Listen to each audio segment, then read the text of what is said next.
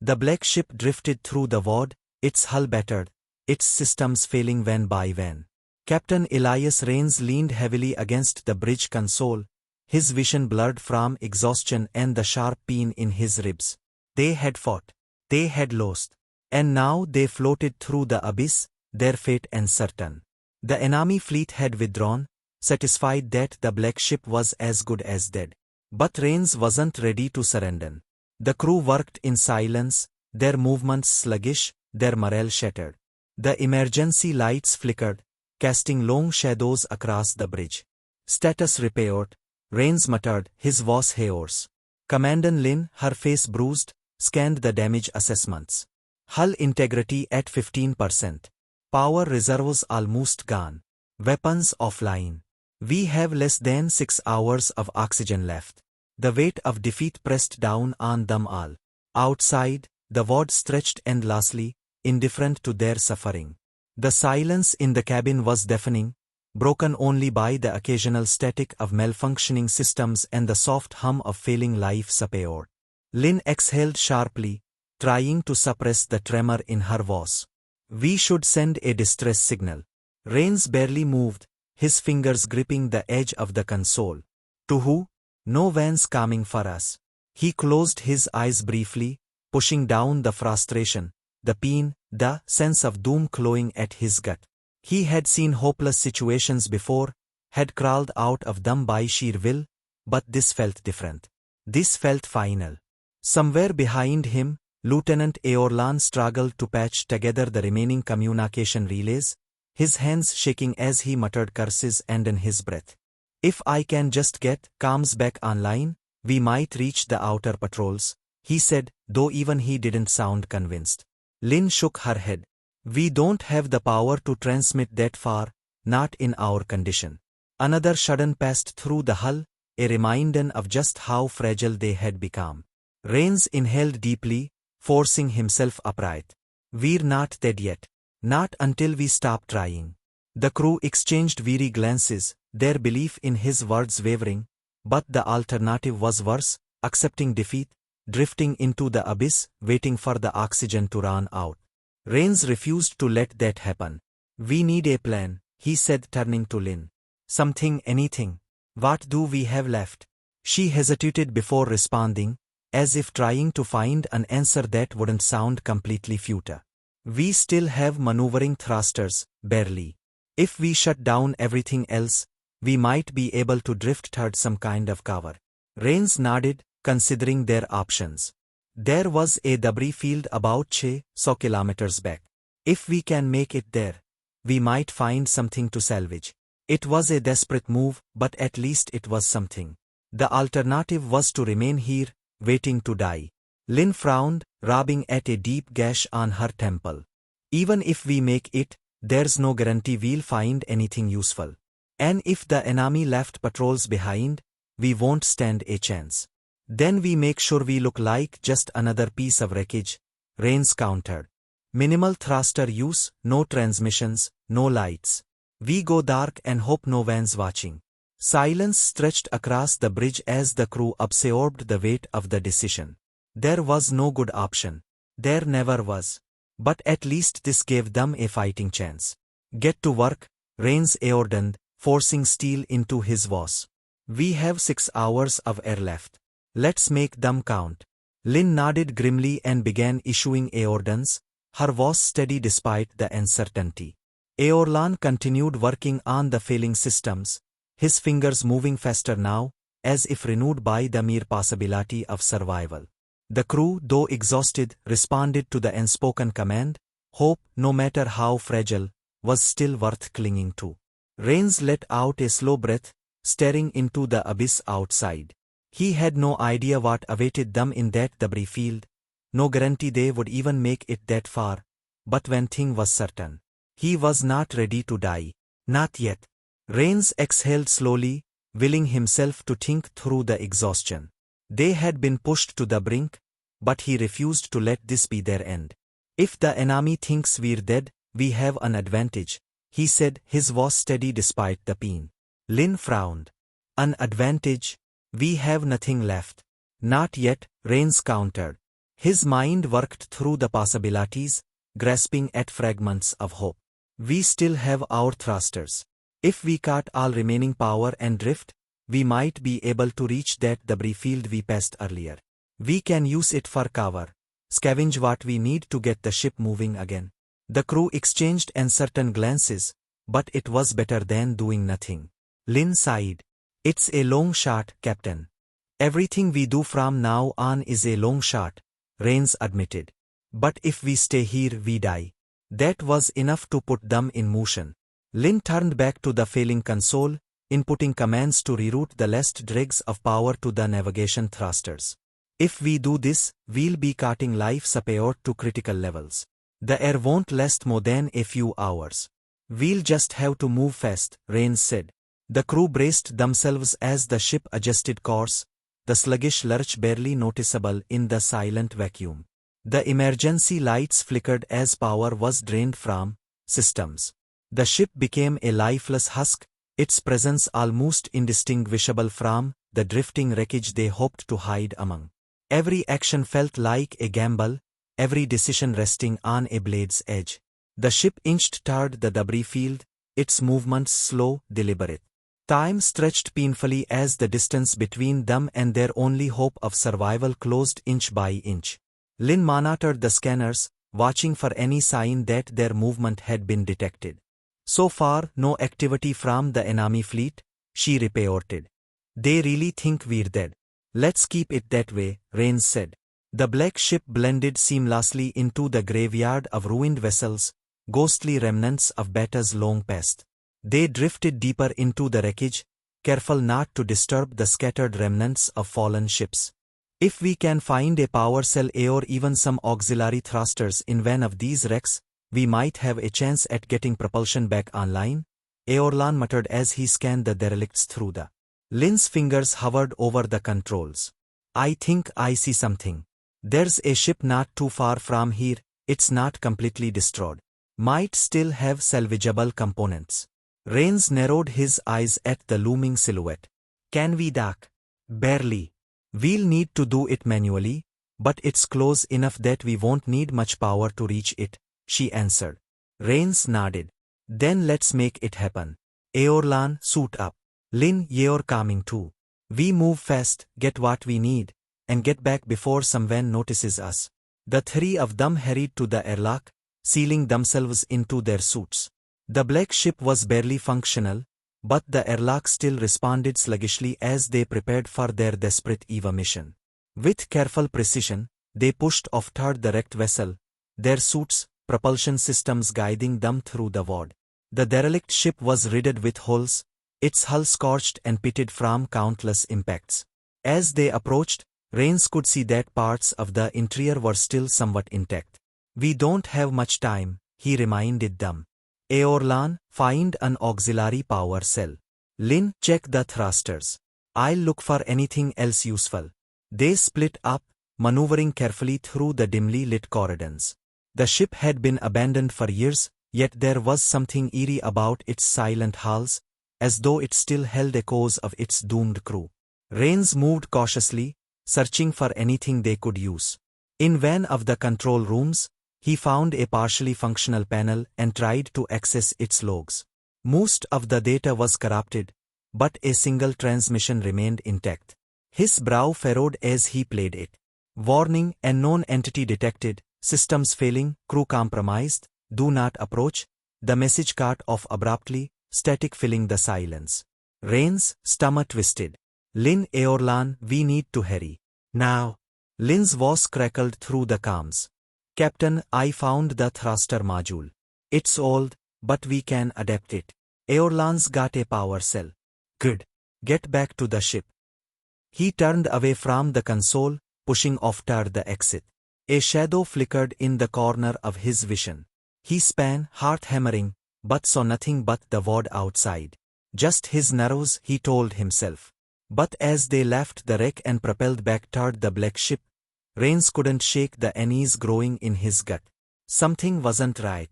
And as they re-entered their dying vessel, he realized their fight for survival had only just begun. The black ship drifted silently, barely distinguishable from the wreckage surrounding it. They had killed the remaining power, hoping to go unnoticed by any patrols. The debris field was a graveyard of forgotten battles, shattered hulls and broken ships scattered across the darkness.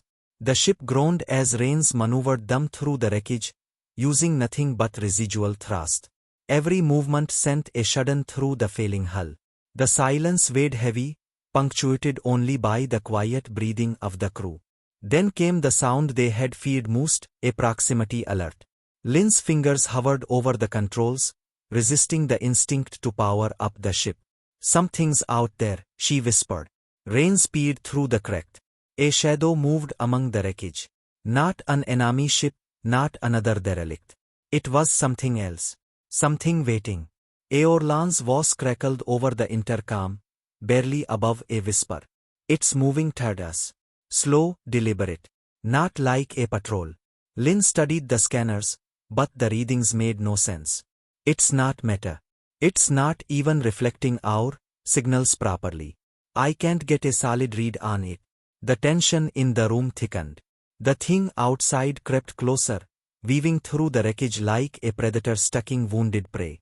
Rains forced himself to stay calm. "Stay dark. No sudden movements. We wait. We watch."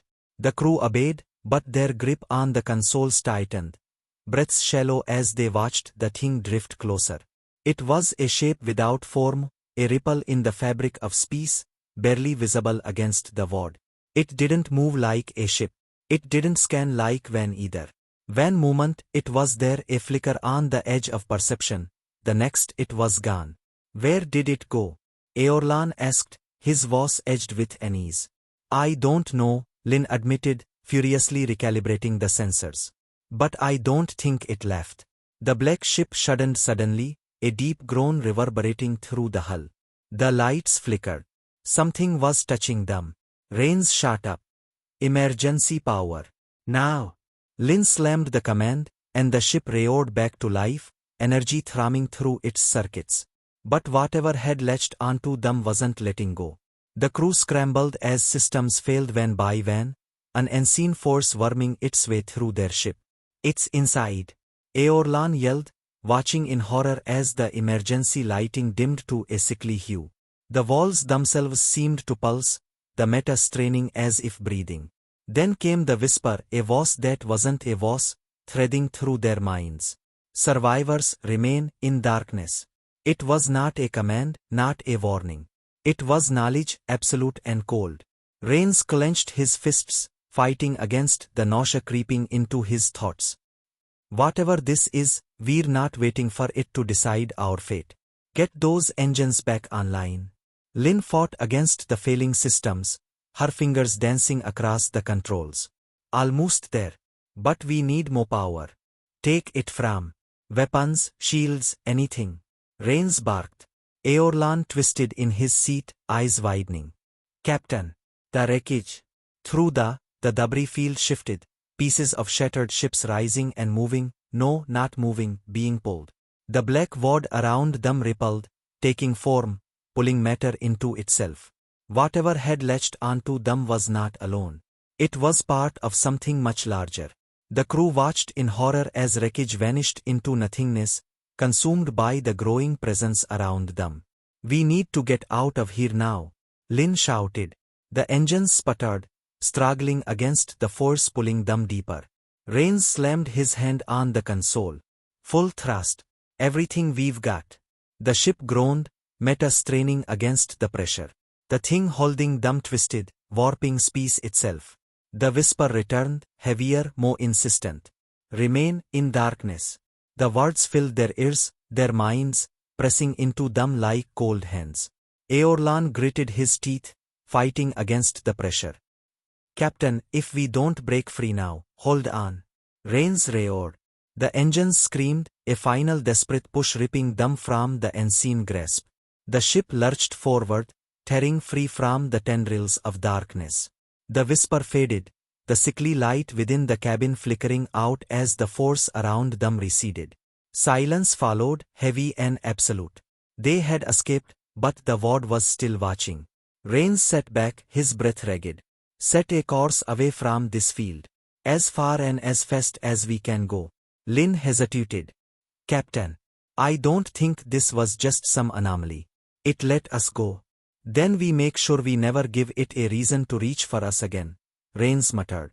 The black ship pushed forward into the unknown, leaving the wreckage, and whatever lurked within it, behind. But they all knew. It was not the last time they would hear the whisper in the dark. The ship shuddered violently. Alarms blared to life. We're caught in a gravitational pull. Lin shouted. Rains grabbed onto the console as the ship lurched forward, dragged by an unseen force. What the hell is that?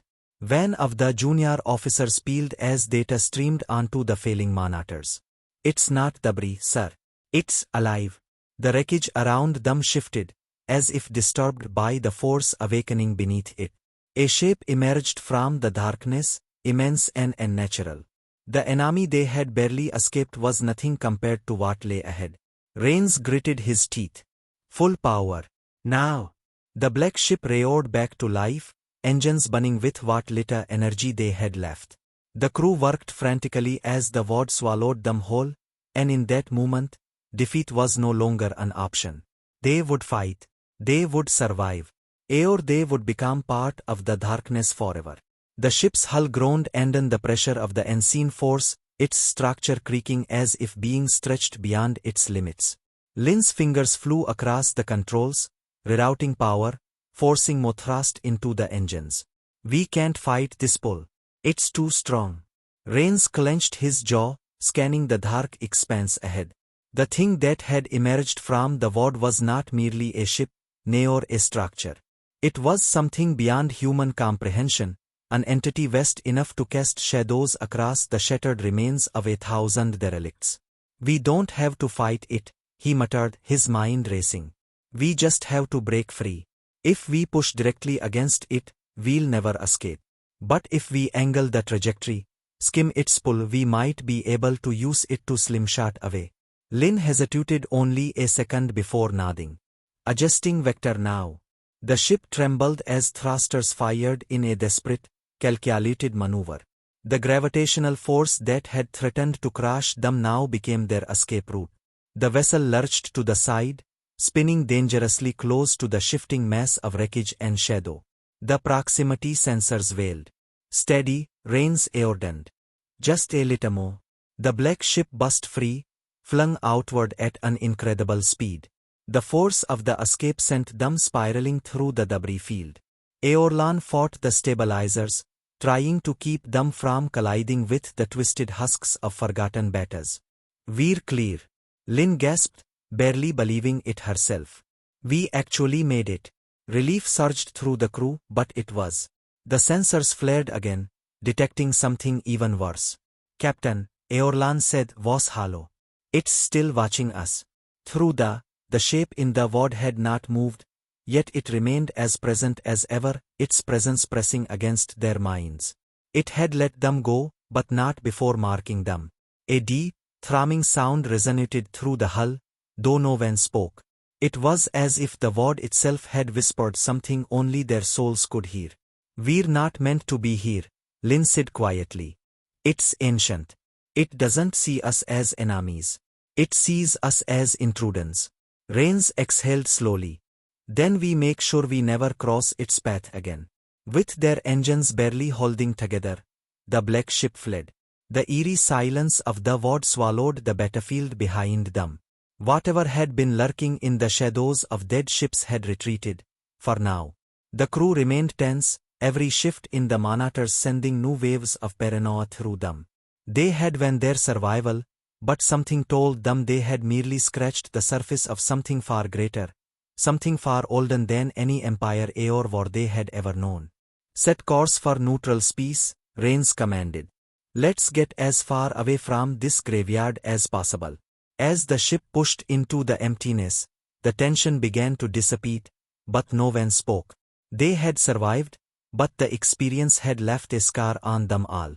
They had been tested against the void, against something incomprehensible, and it had let them go.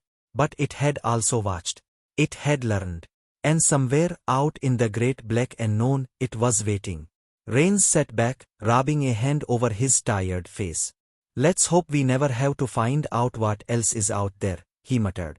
Lynn glanced at him, expression unreadable. Hope doesn't always mean much out here, Captain. He sighed, nodding. No. But it's all we've got. The black ship, beaten and battered, disappeared into the stars, leaving behind the wreckage and the entity that had nearly claimed them.